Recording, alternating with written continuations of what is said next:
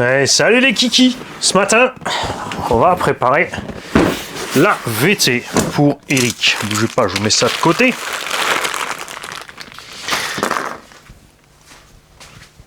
Le but du jeu est donc de déboulonner toutes les parties qui sont sur la VT et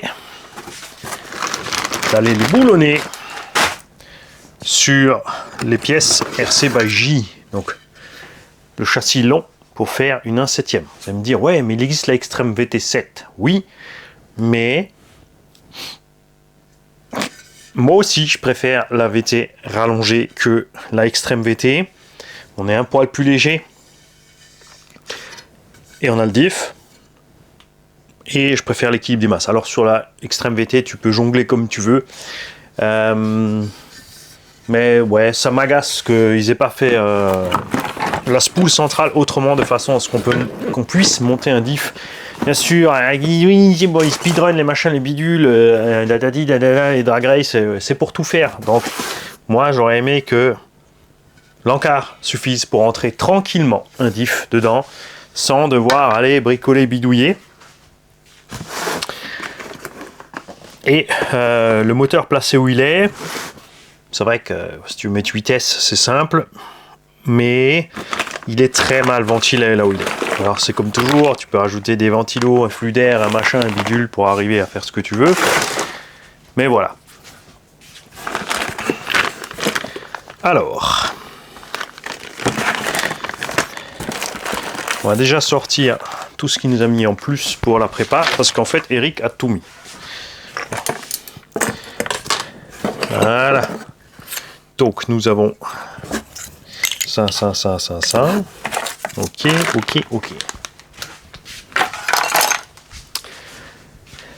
vous inquiétez pas, on va rapprocher bien sûr la caméra, on va se pencher.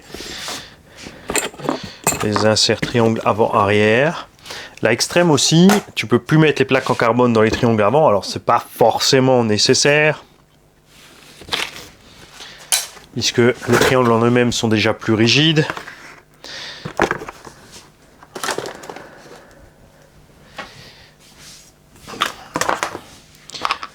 On va enlever les roues, parce que de toute façon, Eric, il veut pas ces roues-là.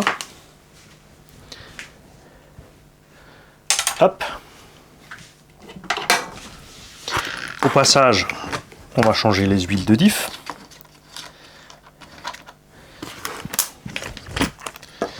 Alors à l'arrière, il n'y a pas besoin normalement, il y a juste centrale et avant.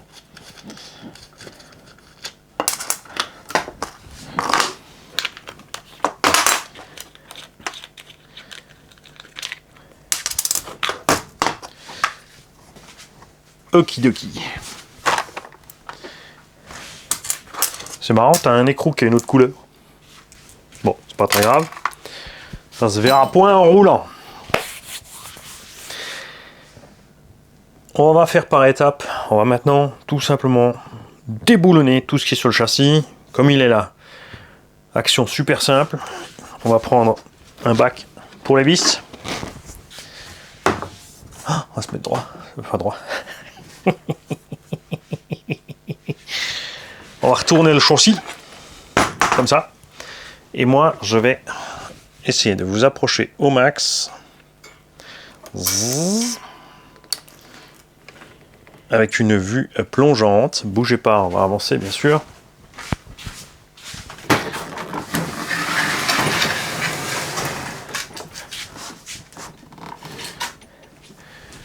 Ok.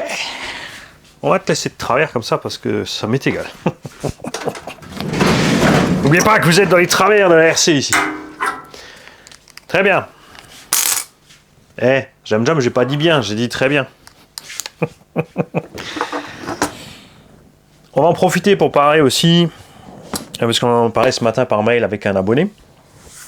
Si tu as le buggy, tu veux partir sur la piste, transformer le buggy, il faut acheter pare-choc avec support carreau, ça c'est un lot. Un tourelle avant-arrière, que ce soit RC by J ou alu. Un morteau plus court, au moins une paire avant et passer les avants à l'arrière, mais tu seras quand même loin. Donc il faut voir, il faut pas mal de pièces. C'est genre 50 balles le kit d'amorto, 13 balles la tourelle, 13 balles le pare-choc, 6-7 euros les trucs arrière, 250 euros le roller. Peut-être pas plus mal de prendre le roller, parce que pour switcher l'électronique, donc tu peux te garder les deux, tu peux rester ton TT équipé ou pas, ou le passer en mode rallye bourrin pour les parkings, et l'autre en rallye plus propre ou en GT. Tu peux aussi t'en servir comme donneuse, parce que pour switcher d'un à l'autre, si tu veux garder les deux véhicules en fonction, tout ce qu'il faut faire, c'est ceci. Tu as 6 vis pour ton bac lipo.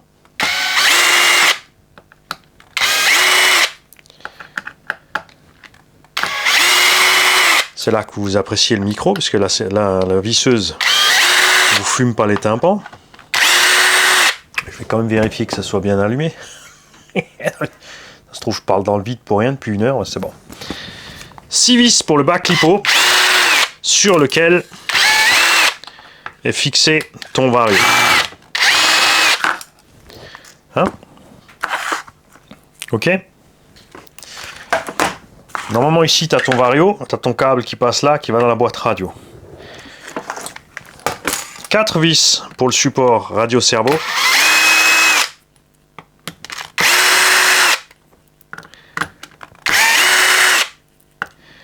Qui d'ailleurs bouge pas, hein. Il est en plastique, il est en machin, pas besoin d'option alu, pas besoin de renfort, hein. Ce truc là ça marche à merveille. Très bien comme il est, tu le laisses là où. On va en profiter tout de suite pour déboulonner le couvercle.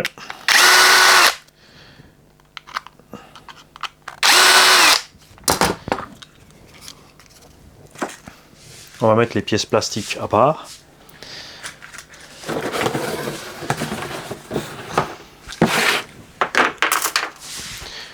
Voilà.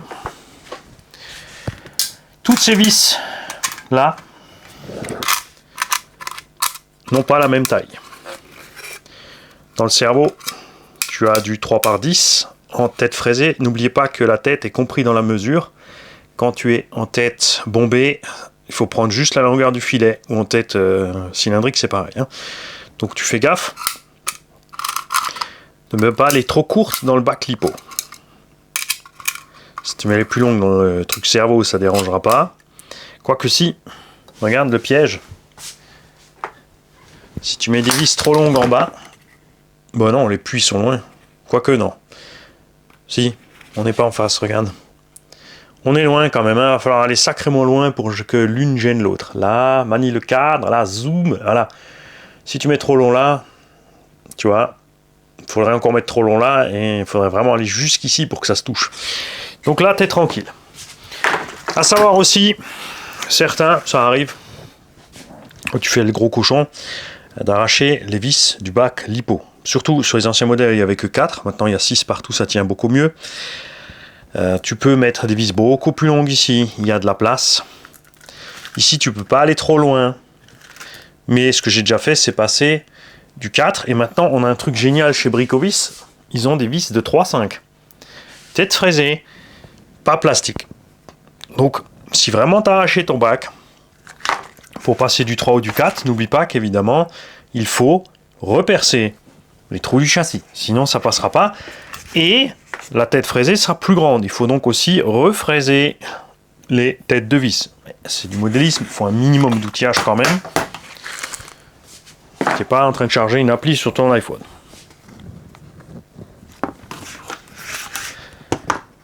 Donc on a enlevé toutes les vis M3. Et du coup, tu as vu, tout ce qui est M3, c'est toutes les pièces courantes qui te servent, que tu as besoin d'enlever, en fait, si tu veux faire un entretien. Parce que, comme j'ai dit dans plein de vidéos déjà, même si j'utilise la flotte pour nettoyer mes engins, je fais quand même gaffe à mettre de la flotte un minimum seulement sur l'électronique. J'ai perdu mon embout, je fais, c'est pas grave, on va en prendre l'autre. Ouais.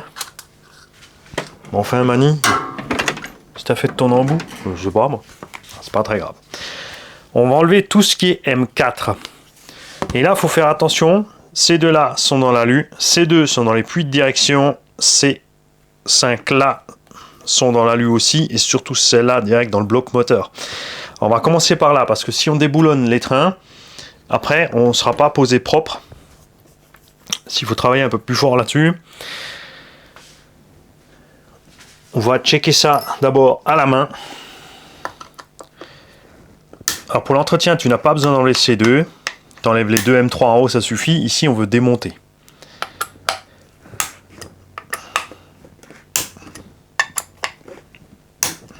On est bon.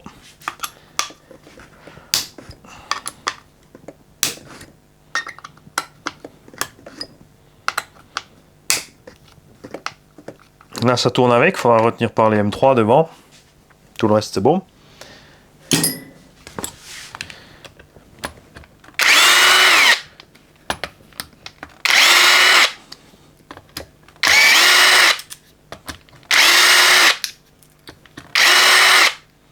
Tu fais gaffe à la longueur. Les vis des cellules sont bien plus longues que les autres. Tu vois, là, ça tourne en haut avec.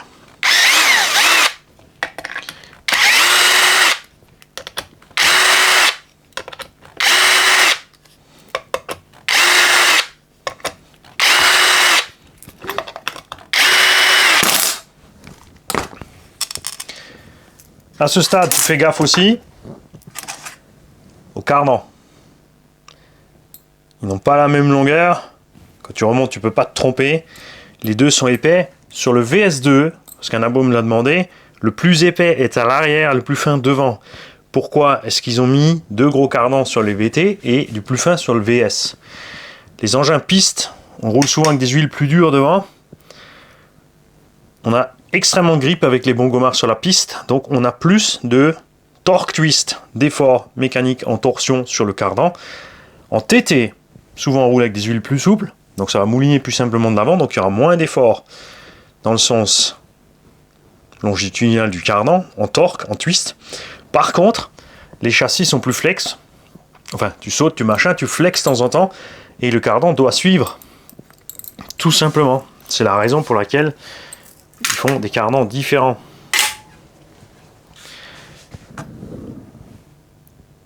Si tu démontes comme ça ton diff, bah il arrive là, ce qui te permet aussi, si tu veux, de faire ton entretemps direct posé là. Parce que là c'est rigide, ne faites là jamais l'entredent juste avec la pièce là et le diff posé dedans, parce que le diff peut bouger, donc ton entretemps ne sera pas propre. Hein. Celui-là on va l'ouvrir pour changer l'huile de toute façon. On va sortir aussi celle-là là devant. Et là c'est toujours la question, va-t-elle coopérer ou non? Ça s'est desserré en haut, donc on va resserrer en haut. Et on a réussi. Ça, c'est pas une opération qui marche toujours. Il arrive souvent que ces vis, comme elles sont montées à la loctite, tiennent beaucoup trop bien. Oh, que c'est beau cette nouvelle image. Mais tu as ici des méplats et ils sont assez hauts. Tu n'es pas obligé de prendre une clé spéciale à la main, un moelle-nœud, comme sur certains châssis, pour réussir à choper les trucs avec une clé normale. C'est du 7, je crois. Est-ce qu'il y a ma clé de 7? Perdu!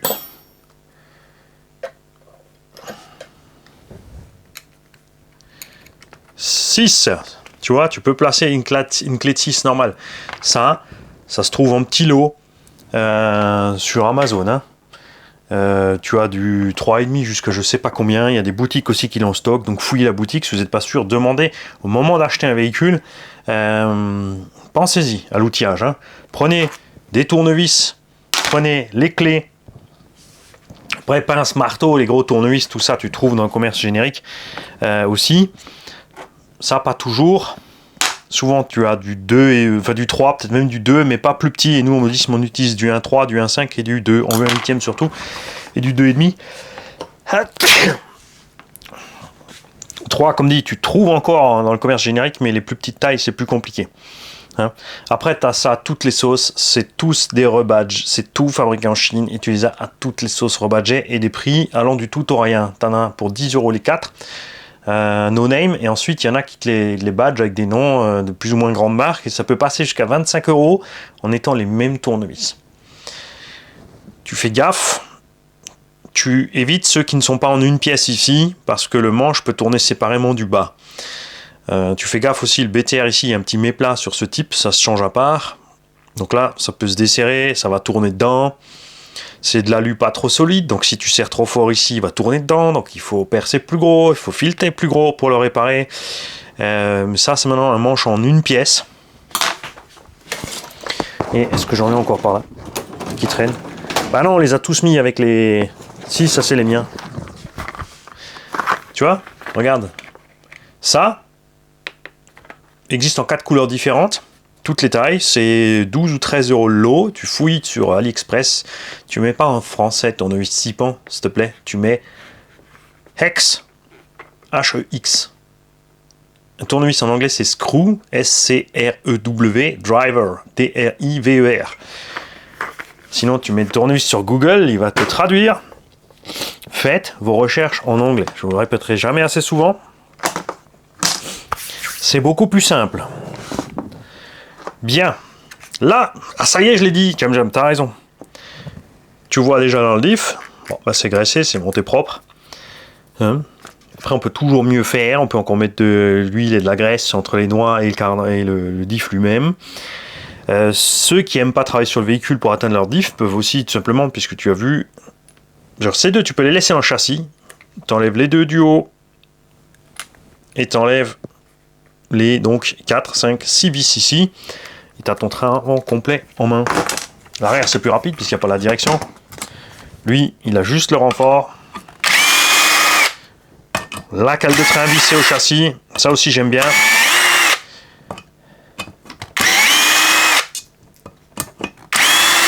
Quand la cale de train est vissée sur la cellule et pas au châssis, c'est toujours un point faible. Ça, c'est vraiment bien renforcé comme ça. Évidemment, tous ces trous aussi peuvent faiblir le châssis niveau flex. De l'autre côté, tu as la cellule qui est serrée dedans. Et la cale de train est quand même encore fixée ici. Hein. Existe en option alu. Ouais. Moi, spécialement, je n'ai pas besoin. Parce que même dans la cale plastique, tu as des petites cales en plastique pour changer tes angles, pour ceux qui veulent changer les angles. Et hop, un châssis à poil. Alors le train arrière, on va le laisser comme il est. Ça va bien, il est bien souple. On n'a pas besoin de toucher les angles. On n'a pas besoin de toucher suspect. Enfin, on verra quand ça sera fini. C'est vrai que sur la VT, comme a dit Eric, il a raison, j'ai vérifié, j'ai mis de la 150 CST à l'arrière.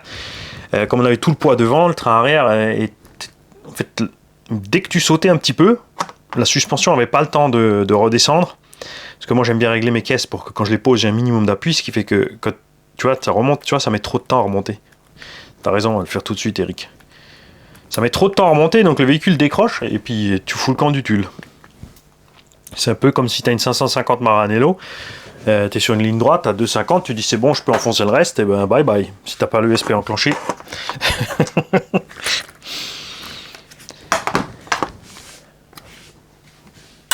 Il faudra quand même qu'on démonte l'arrière, mon petit Mani, parce qu'on va installer les tourelles. On fera ça à part, puisque tu as quand même un petit paquet de vis à enlever. Pour sortir le diff central, comme je l'ai dit, tu n'es pas obligé d'enlever ces deux là. Tout ce qu'il faut, c'est enlever ces deux là-haut.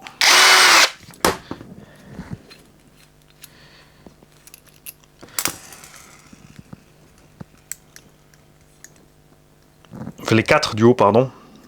Non, pardon, mais non. Oh, Mani, c'est ces deux là qu'il faut enlever, pas ces deux. Regarde, je te mime le truc. Moi j'arrive de toute façon parce qu'il a la plaque supérieure, c'est Baji. Bien, normalement, t'enlèves ces deux vis, ce qui te permet de sortir comme ça. Et après là, tu as accès au diff. Des fois le diff, tu vois, il tient là-dedans. Pas de panique. C'est là qu'intervient le célèbre marteau en caoutchouc. Si t'as pas de marteau en caoutchouc, il faut mettre quelque chose de souple entre, pour évidemment pas aller abîmer la noix. Les anciens modèles avaient encore un joint torique à l'intérieur, ce qui évitait les vibrations. J'aimais bien, franchement c'était sympa ce joint torique à l'intérieur. Tout ça aussi on va mettre de côté. Après j'aurais pu laisser ça là, hein, tu me diras.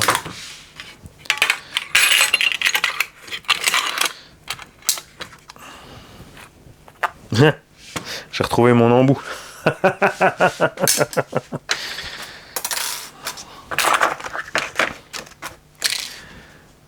Ok.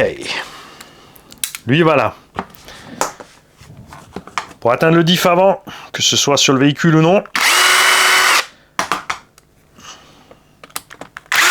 Partie supérieure du pare-choc. En plastique flexible. C'est sûr, c'est beau la pièce à l'Uobitech, mais ça sert à rien. Tu as les 2 vis du bas, que de toute façon tu dois enlever pour séparer ta cellule. Les 4 vis ici à l'arrière, tu peux les laisser. Là, tu enlèves ton pare-choc. Tu as encore 2 vis ici. M3. Ce qui est bien, c'est que ça ne tient absolument pas la tourelle. La tourelle est fixée séparément du carter avant. Tout ça, ça a la même taille. Et tu as encore 2 M4 en bas. Et non. Et l'autre, il dit qu'il a retrouvé l'embout, mais c'est l'embout qu'il a aimanté lui-même à l'instant même devant tout le monde. Bon, Eric, je vais interrompre la préparation de ta machine pour éviter de faire le touillon, parce que ça sent mauvais. Il va y avoir du diff monté à l'envers. T'as 2 grandes vis. Là. Après, t'as le choix. Tu tiens le tout, tu enlèves juste la cale. Quand tu es sur le châssis, évidemment, comme ces vis sont encore serrées, tu es un peu en appui. Dans le châssis, il y a une empreinte où va la couronne de diff, tu peux pas te tromper de sens. Donc il faut tirer un petit peu pour réussir à le lever, et là tu vois, tu es un peu coincé. Donc tu peux soit sortir les triangles complets, là, c'est-à-dire que tu sors des axes et il y a tout qui tombe, ou d'éclipser la barre stable, ça c'est à toi de voir comment tu veux faire. Si tu veux pas que tout se balade en bas, tu déclipses ta barre stable. Moi j'aime bien faire comme ça. Contrairement à plein de marques, il n'y a pas 36 000 cales ici en bas, parce qu'il y a trop de jeux au montage. Hein. Coralie, ils ont des cales de partout, ça devient vraiment... Enfin, c'est un problème. Déjà, c'est un peu dommage qu'on n'ait évidemment pas l'accès rapide. J'aurais vraiment bien aimé voir arriver sur cette nouvelle série d'Extreme VT7, et sur toutes les nouvelles sets, enfin les nouvelles VTVS, cette pièce-là de carter en 2 parties, qu'elle soit serrée par le dessous, et par là, mais que tu puisses enlever juste le carter là. Ou, comme l'a fait Arma, hein, un truc en diagonale. Évidemment, ça réglerait un peu le prix. Mais face au prix des concurrents, ils ont un peu de marge. Au Bao, ils n'ont pas besoin de s'inquiéter sur ça. Hein. Après, c'est pas quelque chose que tu fais souvent. C'est un engin loisir. Une fois que tu as fait tes setups comme tu as envie, tes réglages comme tu as envie, t'as pas besoin de chercher beaucoup plus loin. Tu roules, et puis au bout d'un moment, selon comme tu as fait le sauvage ou pas, si tu fais le sauvage, évidemment, tu vas cramer tes huiles beaucoup plus vite que si tu roules cool. Donc c'est à toi de faire tes choix. Hein.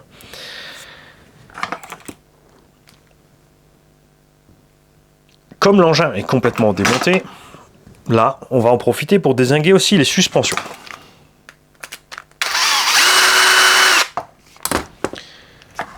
Alors ça c'est pareil, tu n'es pas obligé d'enlever, d'éclipser la barre stable. Une autre solution encore, c'est tout simplement d'enlever les vis inférieures de suspension. Là tu les déclipses. Je suis grand fan de ce système, ça tient bien. Sur le VS2, attention, avec cette partie en alu, ça se déclipse beaucoup plus vite. Donc pensez à mettre une petite vis devant, surtout pas trop longue. Mettez du 3x4 avec une rondelle devant pour empêcher la morteau d'aller se déclipser trop vite.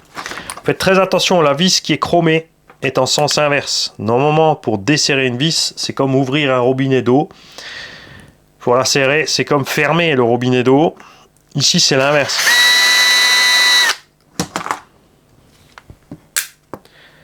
C'est à l'avant droit et à l'arrière gauche que c'est comme ça. Dû aux efforts mécaniques sur la vis, avec la suspension, ça peut lui arriver de se desserrer. Les amortos avant, on va essayer avec le PC avant. C'est quoi, on va laisser, regarde, on va laisser la voiture comme si Mani avait pris le poteau avec la Coralie en fait. Hein? On va te laisser ça comme ça. Si tu as un plan de travail assez grand aussi, bien sûr, et du temps, et tu sais que tu ne seras pas obligé de ranger, je t'invite aussi à laisser, par exemple, tu peux laisser la visserie aussi. Dans ce domaine-là, tu peux te laisser ta visserie posée là où tu veux. Si tu as envie de te faire un gros éclaté, tu sais, genre Auto Plus, le test des 100 000. Ce genre de choses. Tu peux faire tout ça. On va quand même faire les tourelles. Pas le démontage des tourelles. À l'avant. Il reste plus que ces deux à sortir.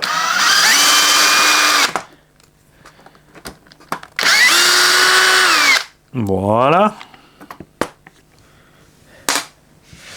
Toile de feu pour feu avant.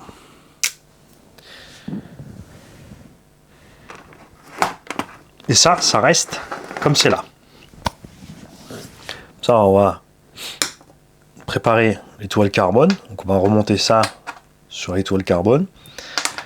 C'est cool, il y a déjà les rondelles à cause de la pluie.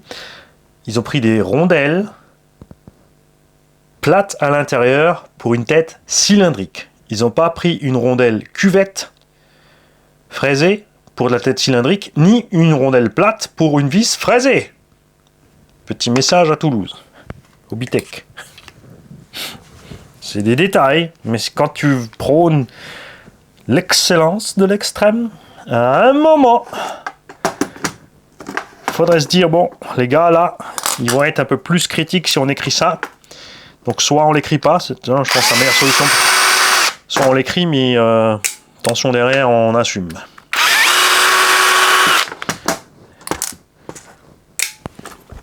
Amorto arrière aussi. Hop, je le mets là. Pour ça, moi je préfère vraiment le kit, il n'y a rien à faire.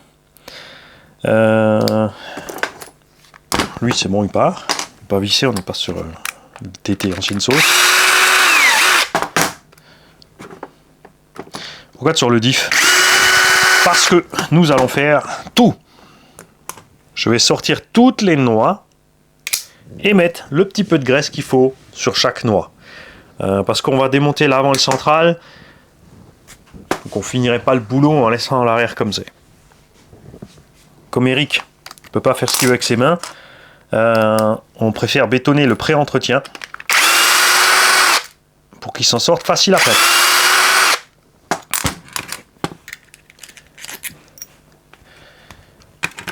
Là, tu as donc les cales qui te permettent de régler l'angle de train arrière pour augmenter ton pincement, ton carrossage.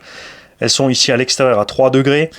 Si tu les tournes, tu seras droit normalement. Enfin non, pas droit, droit, ce sera 0. Il y a des autres cales. Ah, il faut les autres cales. Tu seras plus 3, moins 3 ou 0. Je sais pas s'ils font du 1 et du 2. Je sais pas s'ils font 0, 1, 2, 3 d'ailleurs. Ceux qui savent, qui se sont penchés dessus parce que c'est important pour eux, pour la compète, pour leur réglage et qu'ils aiment tout simplement avoir une machine réglée aux petits oignons. Tenez-nous au courant. Moi je roule approximativement avec à peu près ce qu'il vient. Ça va là. Et tourelle arrière. Alors là, faut se méfier puisqu'on a ici les écrous nil stop.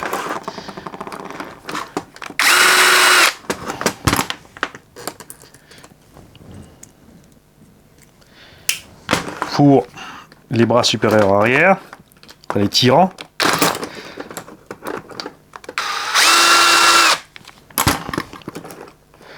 On a l'habitude de dire tirant sur une pièce simple comme ça, ou biellette à pas inversée ou tirant, et un bras, c'est une pièce plus solide qui ne bouge pas de ce sens. Le tirant, lui, c'est juste un axe qui peut bouger dans plusieurs sens, alors que le bras, lui, ne bouge pas. Si on avait que des tirants, il en faudrait 3 minimum pour que la suspension reste dans l'axe. Et encore, tu aurais quand même un twist comme ça. Sauf si on les fixe un peu plus, il en faut 4 en fait. Il faut 4 tirants pour remplacer un bras plus un tirant. selon le système de suspension. Bien sûr, tu as toujours des variantes. Donc reste 4 vis pour la tourelle arrière.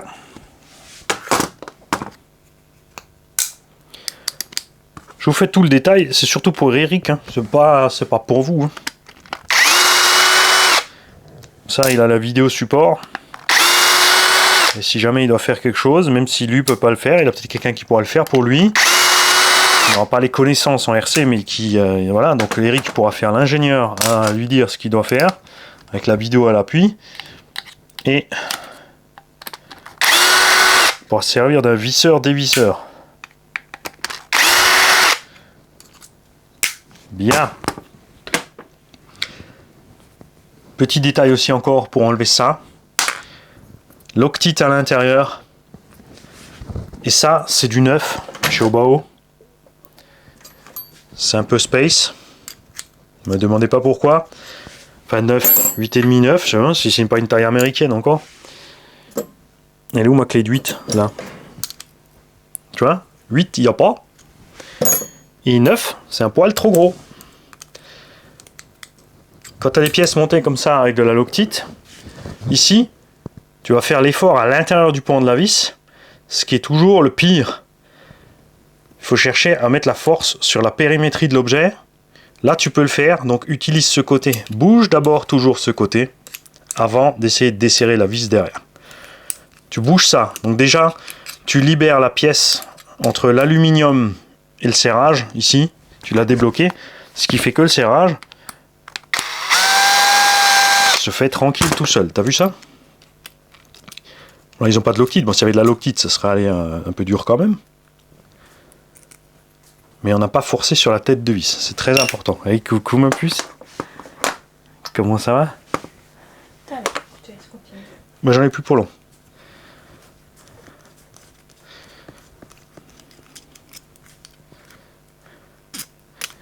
J'arrive.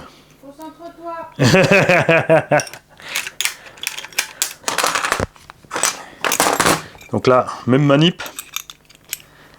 Alors si t'as pas des clés comme ça, tu peux prendre une clé anglaise. Hein. Clé à molette.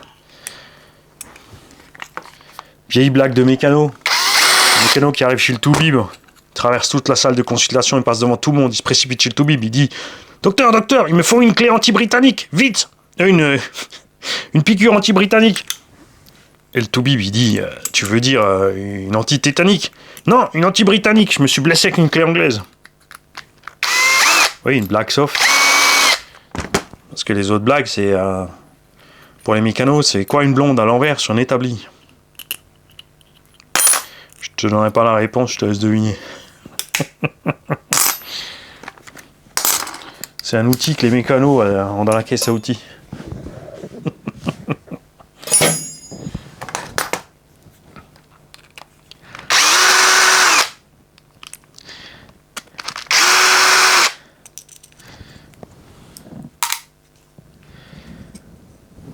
Plot de carreau arrière. Avec les rallonges solides. N'est-ce pas? Et voilà. Donc ça, on va laisser derrière. Tout ça, on va changer avec le châssis. Prochaine vidéo. On ouvre les diffs. On graisse, on huile les diffs. On l'a fait des milliards de fois déjà.